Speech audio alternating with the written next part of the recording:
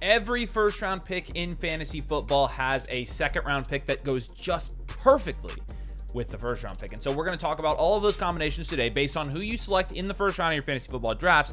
This is the player you should take in the second round. And we're going to talk about these guys using our beautiful algorithm and talk about how their risk and their upside scores correspond and how you can create the perfect pairing to have the cornerstones, the foundation of your fantasy football team this year. Let's start with the 101 and let's start with Ja'Marr Chase. This is pretty cut and dry to me because every time I do a mock draft from the 101 with Ja'Marr Chase, you're obviously going to take Ja'Marr Chase at the 101. 10 out of 10 upside, probably an 11 out of 10 upside, to be honest with you. He's one of the only guys that can win you a league or win you a week by himself. He's one of the only guys in fantasy football that can do that. It's him and Josh Allen and a couple other guys, and that's it. And so upside's a 10. His floor is a 10 as well. Extremely consistent over the last 2 years with the data we have. And his risk, everybody talks about the 101 being cursed. His risk score is a 3, and the risk is mathematically calculated based on like number of games missed, different factors. And so really, Ja'Marr Chase, even though the 101 is cursed, it's not really because Ja'Marr Chase is going to win you leagues again this year. And so who do you pair with him? Well, we know based on the strategy video that we released, you should go check it out if you haven't already because it details our entire full draft strategy. You know based on that video that we are building our strategy around running backs. And so if you take a wide receiver in the first round, the balanced approach is going to be the best way to go with Ja'Marr Chase. And so who do you go at running back? Well, there are a couple options here. Usually here you can actually get 2 running backs. I like to, go like a Kyron Williams, a Marion Hampton type style guy. I mean, you could also get JT here. I've seen JT fall to the 212 and the 301. And so I like stacking 2 running backs here. But in terms of the second round pick that we're going to highlight here, I'm going to go with Amarian Hampton because we moved Kyron to another guy. Kyron could be here as well, and Kyron's a great pick. But Amarian Hampton, look, some people are going to say this is too high for Amarian Hampton. I totally understand that. If you don't want to take on the risk of having a rookie like this in your lineup, fine. I think Amarian Hampton should be going at the 2-3 turn. I think he should go there consistently, and I think at the end of the year, we'll look back and we'll be like, yes, Amarian Hampton was the guy there. Fact of the matter is, if I'm drafting Ja'Marr Chase, I'm not letting Amarian Hampton go back to the guys at 102, 103, 104. I'm not. It will help their teams too much. Amarian Hampton, I think, is going to be a potential, league winner. I don't want to say league. Everybody gets so mad about the league winner status, but I really do think a rookie right there could be somebody who helps you win leagues this year. And obviously with Amarian Hampton, he's in one of the best offenses we've talked about it for a running back that there possibly could be. And so I'm not comfortable letting him go here. And a lot of times he might be the only running back that you feel good about in the tiers that we have taking here. I mean, if Kyron's gone, if JT is gone, if Chase Brown is gone, if Josh Jacobs is gone, I think Amarian Hampton's an absolute no-brainer. Now, obviously, if you get any of those running backs, Kyron, JT, Chase Brown, Josh Jacobs, Bucky Irving, you take him here. Bottom line is you're taking a running back with Chase. Amarian Hampton's almost always going to be there. And so whether it's at the 212 or the 3-1, if you are drafting Ja'Marr Chase in the first round, Amarian Hampton, he complements Ja'Marr Chase super well. When you're looking at our algorithm at Amarian Hampton, we have him ranked right outside of the top 12 in our running back rankings, and he's probably going to be the best player available at this point. 9 upsides. The upside is elite. Obviously, the floor we don't really have a good grasp on because we haven't really seen it. And the risk score, even though he's a rookie, I think his risk is pretty low because I think he does have a pretty high likelihood of staying healthy and being on the field. And so when you're considering those 3 factors, I think these guys are perfect pairings. And I think if you're taking Ja'Marr Chase, Hampton's a great pick for you in the second. So then you get to like the 2 to 6 range. And again, you got a big tier of guys there. You got a couple wide receivers and then multiple running backs. And you honestly can't go wrong with any of those selections. But what we do often see is Bijan Robinson generally settles in that like second or third spot. So at the 102, if you select Bijan Robinson, I think you can't really go wrong with that pick. I mean, he's got some of the highest upside at the running back position.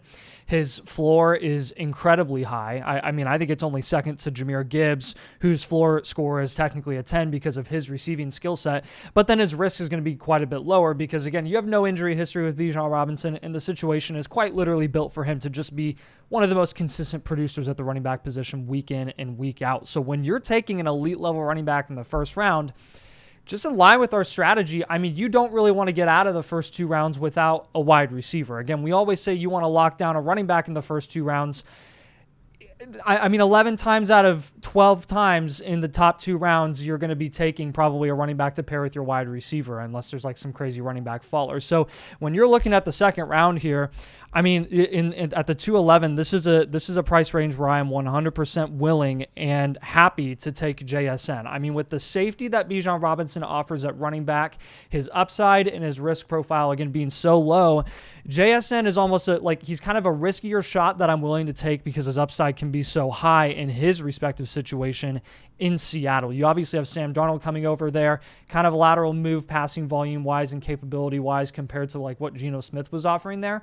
But it's JSN and essentially no one else. Some people will say Cooper Kupp, but I think everyone knows that he's kind of taken a step down over the last couple of years and isn't going to take away from like DK or going to take away like DK did in terms of the total passing volume on a week-by-week basis. And you know, DK and JSN were very boom-bust last season. As good as JSN was in the breakout that he had, I think you're going to see more consistency, the potential to be more consistent this season. So while you do have more risk there just with the inherent situation not being like as ideal, this is one where it's like, hey, you can lock down a true wide receiver one potential guy in the late second round, and it's a perfect pairing with Bijan Robinson. Okay, moving on to the 103, we're going to be taking Jahmyr Gibbs here. We like the running backs up top.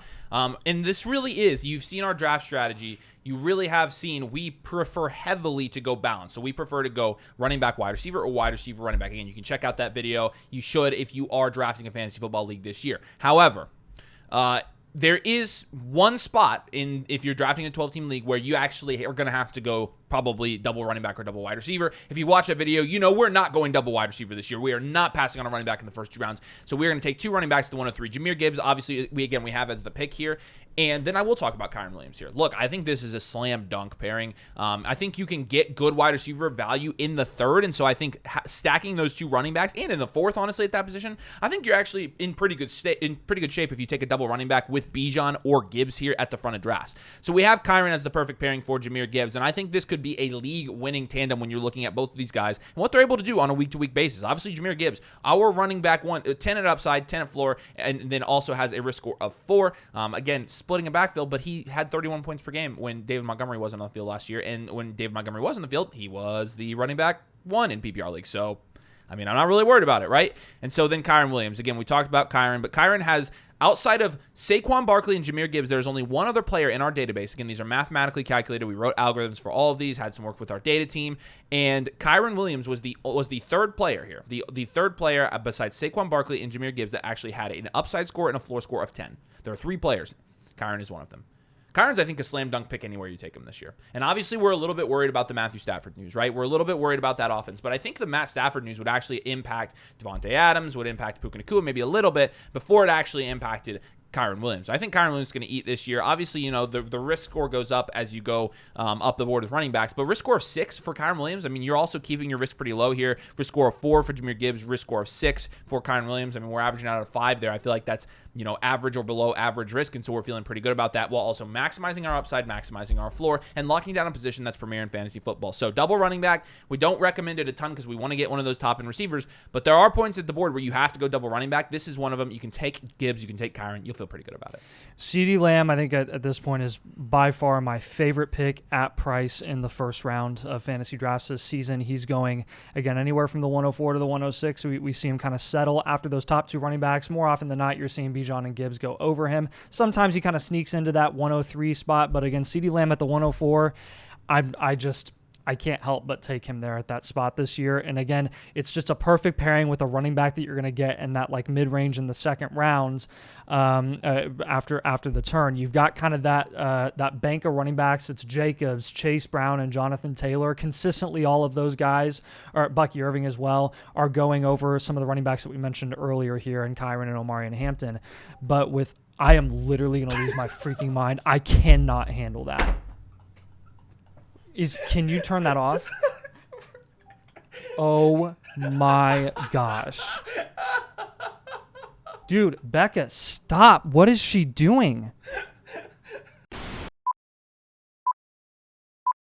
If you're selecting CeeDee Lamb at the 104, you're getting a lot of times Jonathan Taylor, who is more often than not available there. And again, if he's not available there, then worst case, I guess Chase Brown is going to be available there. So with JT this year, again, he's going to have a bit of a higher risk profile because he has had some injury issues over the last couple of seasons in Indianapolis. But I mean, you can't deny when he's on the field at full strength and playing, I mean, this guy's floor alone because of the volume that he's getting in that offense is like 12 points at least is when he doesn't score a touchdown. And I mean, he just went absolutely bananas at the end of last season. So when you're pairing, again, an elite level running back in Jonathan Taylor in the second round, which has been a really nice price to get up. We haven't seen JT really go at this price in a long time.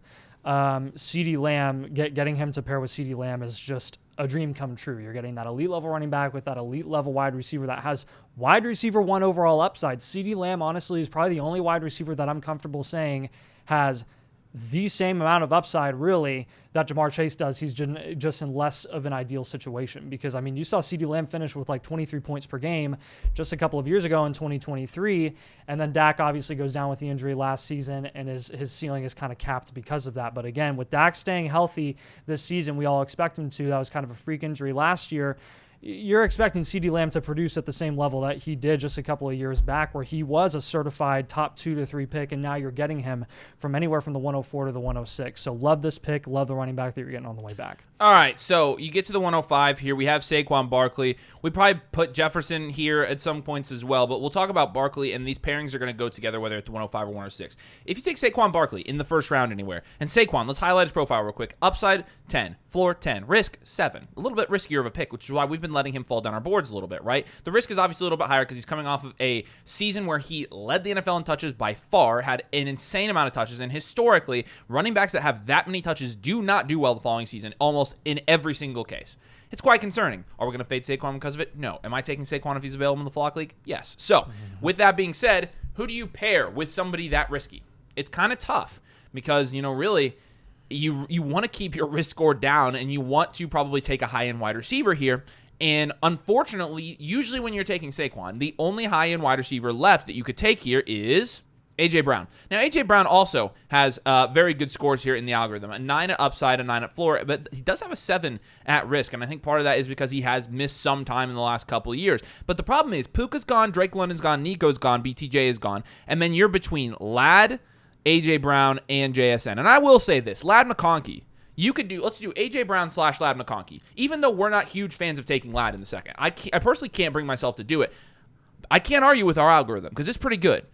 And while he doesn't have the 9-9 at upside and floor that A.J. Brown has, Ladd McConkey does have an 8-8, and he has a 2 at risk. And so because if you're worried about passing volume, they both have the same amount of passing volume. They do, and also, with the risk that comes with Saquon at a 7, you really want to try to keep the combined risk score of your 2 first and second round picks under 10. And so a 7 and a 7 puts us at 14. That's a lot of risk. A 7 and a 2 puts us at 9. It puts us more comfortable averaging out at about a 4.5. And so, I think we could go Ladd here, and I'd be totally fine with it. So I'll put A.J. Brown / Ladd McConkey, whichever is your desired flavor of wide receiver. And both of them, again, I think Ladd complements Saquon well in terms of the risk, but I think in terms of upside and in terms of floor, it's A.J. Brown. And we have to understand that if they pass the ball more at all this year, A.J. Brown is going to pop off. And while we're not chasing stacks, we don't typically like to invest that much in the same offense. I do think that there's a little bit of an exception here. But again, we can help you with your draft. The algorithm that we're referencing here is available over with the season pass on flockfantasy.com/domain. If you sign up with code domain, you get everything for the entire fantasy football season. It is the best deal of the fantasy football year. And again, we have amazing creators there. You get all their draft guides, but you do get our algorithm we're using here. You can get everything. We have our full fantasy football rankings. You can get all the tools on the site, and you can potentially get in a league with us. Again, code domain. If you do that, you can unlock all of this, and it's the season pass. Got it down below. If you want to access the algorithm, the player database, all of the cheat sheets, so you can use it in your fantasy football drafts. But let's go to the 106. Yeah, 106. Sorry, guys. If Justin Jefferson's available at the 106, you're not allowed to pass up on him. You have to take him there. This is like a tier drop-off where you need to take Justin Jefferson. If you're drafting with Corey in a draft, make sure you draft right next to him if he's at the 106 so that you can get JJ at the 107. Yep. But with Justin Jefferson, again, he's Justin Jefferson. I don't need to give you, honestly, really any reason for why I think you should be taking him at the 106. Where, again, understandably, not as ideal of a situation as CeeDee Lamb with Dak Prescott throwing him the ball, as Jamar Chase with Joe Burrow throwing him the ball. Sam Darnold just threw the ball to Justin Jefferson for the entirety of last season, and JJ was fine. Yep. I mean, he was more than fine. He was one of the most consistent wide receivers in the NFL. On a points-per-game basis, he wasn't Jamar Chase level, which is why he's not going top 3. But regardless, this is one of the safest picks that you can take because he is the best wide receiver in the NFL. The best. So why would you be sad about selecting Justin Jefferson? You can't not take him here. And then just, again, very similar to CeeDee Lamb, you're in that mid-range of running backs that we really like. Bucky Irving, Chase Brown, Josh Jacobs, Jonathan Taylor. Go ahead and take Chase Brown. If you're worried about maybe upside and ceiling with a guy like Justin Jefferson where he's not going to score 23, 24 points per game, which why could he not? Chase Brown at the 207 when you're getting him here in this mid-range. Again, he's just going to be a high-volume guy in a high-octane offense where, I mean, you saw that first preseason game. They put all their starters in there. They all balled out, and then the defense got worked by Tanner McKee. The Cincinnati Bugles will win, and they will only win if they score roughly 35 to 40 points per game. And that's a dream for everyone in that offense. That's a dream for Jamar Chase. That's a dream for T. Higgins. That's a dream for the running back, the lead running back there. That's Chase Brown. Zach Moss is no longer breathing down his neck, which he never was, in our opinion. But it's Chase Brown and it's no one else. Taj Brooks is going to be probably the second option there, and he doesn't really look that good. So, again, barring injury, Chase Brown's going to continue to get the volume that he got at the end of last season. I think you're going to see that carry over to this year. And with the red zone opportunity that he was getting as well, he's probably going to be like, I think he has the upside to be a mid-running back one. So. This is a good area of the draft because the next two picks kind of have the same strategy he just talked about, where you go wide receiver first round, running back second round. And honestly, these wide receiver running back pairings, I think, are my favorites. I think this is the spot where I love my first two rounds more than any other start. I love this one. Our wide receiver 4 for this year is Malik Neighbors. 9 at upside, 10 at floor, and a 4 at risk. Great pick all around. And when you're looking at Malik Neighbors, I mean, he is playing in a situation where it actually is a little bit better than last year, and last year was really bad, and he still performed. Who do you pair Malik Neighbors with, though? If you are going to go to the running back range here, a guy we love this year, we are just pounding the table for this year, is going to be Josh Jacobs. An upside score of 8, a floor score of 9. The risk score is 8 as well, but really since he's been on the Packers, I feel like that risk score has been a little bit mitigated, and so it reads a little bit high statistically, but I would venture to say that I would say his risk is lower than this. But it doesn't matter because when you're looking at what he was able to do for the last 10 weeks of the season last year, he was a top 3 running back. Like, he was legit, or might have been running back 4 last year. And it was basically because the first half of the season, he literally couldn't get in the end zone. And then the second half of the season, they were like, oh yeah, let's get Josh Jacobs in the end zone. Look, Neighbors is a high floor guy, but also has a ton of upside. Jacobs is a high floor guy and also has a ton of upside. This is one of my favorite starts in fantasy football drafts. You're taking Malik Neighbors anywhere in this range. I think Josh Jacobs is literally the perfect combination for him. Anybody who's watched our live streams, watched me mock, knows that I love this combination. I think Malik Neighbors, Josh Jacobs will win you guys a lot of leagues in 2025. So if you do take Neighbors, you got to go one of Bucky, Chase Brown, Josh Jacobs, or Agenti or McCaffrey, whoever's there. And Jacobs has been the guy that's been there the most consistently, and I'm very high on Josh Jacobs this year. So if you got Malik Neighbors, you can take Josh Jacobs, and I feel like these two will win you a fantasy football league. I mean, talk about safety. Amon-Ra St. Brown is probably the toughest wide receiver in the NFL. It doesn't matter if he's got a broken, mangled leg, and he'll just still play. And he'll play, and he'll be consistent, and he'll continue to produce in that offense. I mean, even last year when technically on a points per game basis, he took a little bit of a step down, and there are some games where he was more disappointing. Across the board, what did he finish as? Like the wide receiver 3 in total points last season. So with Amon-Ra St. Brown, I think his upside is still going to remain the same in a situation that hasn't changed in terms of personnel. The coaching has a little bit. Ben Johnson obviously going to Chicago. But again, I don't think you can feel any safer than a guy in Amon-Ra St. Brown who's in one of the best offenses in the NFL, the most explosive offenses in the NFL, one of the highest scoring offenses in the NFL. He's got an upside score of 10, a floor score of 10, just because of the skill set that he is as a receiver. He really plays out of the slot. And one of the lowest risk guys because he just is on the field. The best ability is availability, and that is the definition of Amon-Ra St. Brown. So go ahead and take a shot on Bucky Irving in the second round. At that point, why not? We've historically never been the biggest Bucky stands, but I mean, in the second round at price, honestly, this season, like the upside that he offers in that offense in Tampa Bay is great, and it's the perfect pairing. I mean, if you want to say that there's risk with Bucky Irving this season, which I kind of understand, but honestly, at this point, I'm starting to get more on the side of I think Bucky is relatively safe because of the volume that I think he's going to get there consistently barring injury. Rachaad White is just not as explosive. He's not as efficient. He's not as good, hands down, period. Sean Tucker, started eating into Rachaad White's workload last season. Go ahead and take Bucky Irving as your running back 1 there to pair with Amon-Ra St. Brown. Obviously, you've got your high floor, your low risk, and maybe a little more risk, but high volume, high octane offenses. Those are 2 high octane offenses in the NFC in Tampa and the Detroit Lions. So again, I really like that pairing in the first 2 rounds. The problem when you get to this 109 range is you pretty much have to take Puka Nacua here. The unfortunate part about this pairing is with Puka Nacua, there is one glaring thing on his profile that makes you kind of, make you a little bit scared here. When you compare his risk score to everybody around him, Malik has a 4, Amon-Ra has a 2, Drake London has a 2.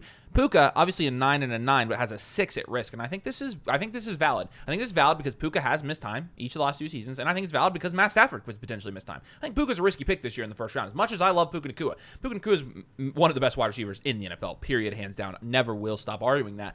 But for fantasy football, I do think he's a little bit more of a risky pick this year. And so when you're talking about the guys coming back, obviously you do want to pair him with a running back, because if you don't, you're getting to the point now in the third round at this spot where you probably aren't going to have a running back make it back to you feel comfortable at. You can't go double wide receiver with Puka Nacua. You have to take a running back. And so who are the guys available here? Well, if obviously I will say this, if McCaffrey or Henry falls, Henry would be a slam dunk pick with Puka. So if you compare Henry with Puka, do it.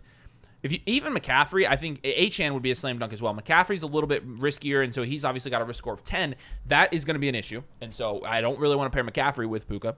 And Ashton Jeanty. Now, Ashton Jeanty, we have him as a good pairing because, mathematically, we've calculated his risk to be a 3 this year. An upside score is a 10, floor score is an 8. So theoretically, this is a very good pairing. So that's why we're going to put Ashton Jeanty with Puka Nacua. You could make the argument, and the only place Ashton Jeanty where risk comes in for him is the fact that he's a rookie and we haven't seen him do it in the NFL. And so that does still make this a little bit more of a risky pairing. And the bottom line is Puka Nacua is a guy who is, risky, but he could win you your league. Like, straight up could win you your league. And so that's kind of what you have to do when you're taking Puka Nacua in the first round. Now, you could opt for somebody a little bit safer and know you get a better pairing in the second round. But with Puka, again, you can't really... CMC is tough because he's so risky. Achane is risky, but he would be good. Derrick Henry, obviously, is a slam dunk pick as well. And so... But a lot of times, Derrick Henry's going the first. And we have Derrick Henry in the first in this mock, or at least that's how we have him ranked. And so we'll say Jeanty is the perfect pairing for Puka Nacua. Jeanty should tear it up his rookie year. He should get a ton of rushing volume there. And honestly, we do think he's pretty safe even though he's a rookie. And even though sometimes rookies this early come back to bite us in the butt, a lot of times those are with receivers, particularly ex-receivers that go this high.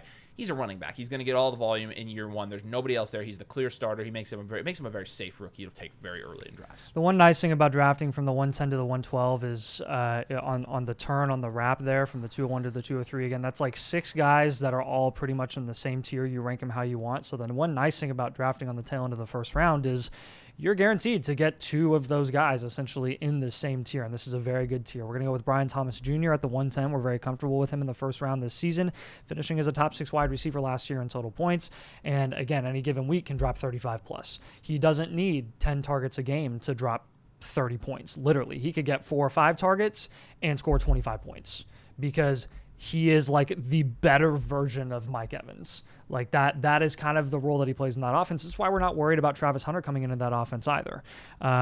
His floor score will be a little bit lower. It's a 7. It's not going to be a 10 because just there is some inherent, like, okay, maybe once every like 4 to 6 weeks, you're going to have like a 8 to 10 point game from Brian Thomas Jr. That's very possible.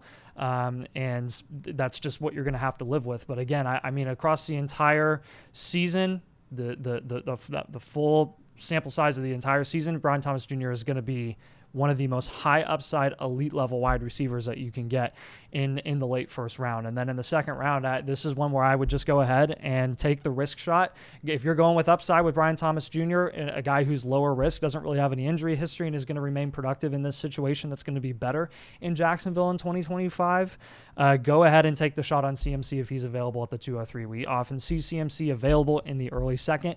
A lot of people in mocks like to screw around and take shots and flyers on CMC in the late first. In our real money drafts, he never actually goes there. He goes early second because people are too scared of it. You can't let CMC fall past you at the 203.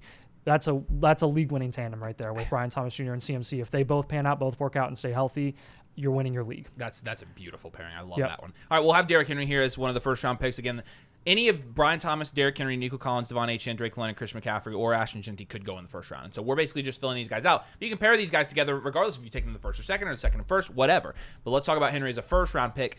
This start gets me going. I think, somebody asked me, am I crazy for taking Derrick Henry in the top 6? I'm like, well, are you crazy? So Derrick Henry, well, let's look at his production. Is he crazy for taking him in the top 6? What did he do last year? Okay, he was the 11th overall player, but 4th overall running back. He was the running back. He had 336 points. So I'm like, same situation. They didn't bring anybody else. No, you're not crazy. And so Derrick Henry, I love as a pick in the late first. In the early first, obviously, it's a little bit of a stretch. In the late first, I'm like, yeah, I'll just take him. I feel good about it. He's going to score me a ton of points. He's in a great offense, the top rushing offense, according to PFF. I'll take Derrick Henry there. Okay, so you feel good about that. You got to take a wide receiver, right? And the nice thing about drafting here on the end is the 1-2 turn in terms of the players you're getting in the first round and the second round. It's a great spot to draft for those rounds. The problem's in the third and the fourth. The 3-4 turn is disgusting this year. And so that's really where the issues with these picks lie. However, there is a great second round pick for Derrick Henry, and that is Drake London. Drake London last year was a top 5 wide receiver. Where's he even ranked? I mean, like, he's being drafted as like the wide receiver 9, right? or a wide receiver 8 probably. So wide receiver 7. I mean, like he was a top 5 wide receiver last year, and he's 23. I mean, he's giving himself room to grow. Not to mention, I mean, his quarterback situation was bad last year. Like, let's like, oh yeah, it was because he finally got a quarterback. Did he? Did he really? He had Michael Penix for all of 2 weeks. Kirk Cousins got benched before that, and Kirk Cousins was playing on a bum Achilles still.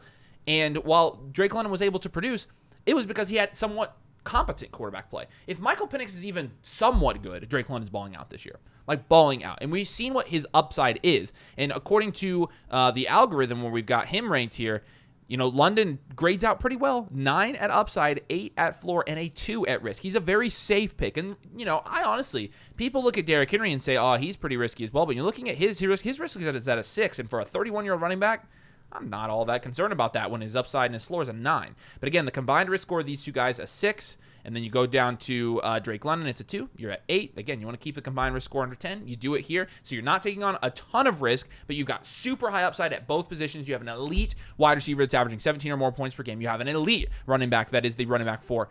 I don't know what else you can do. Again, the first 2 rounds in terms of the turn here, you're killing it here with this pairing if you're able to make this pairing in your 2025 fantasy football drafts. So. Yeah, I mean, at the 111, you go from 2 high floor picks, guys that definitely aren't going to lose your fantasy league because you're probably not going to miss on either of those guys.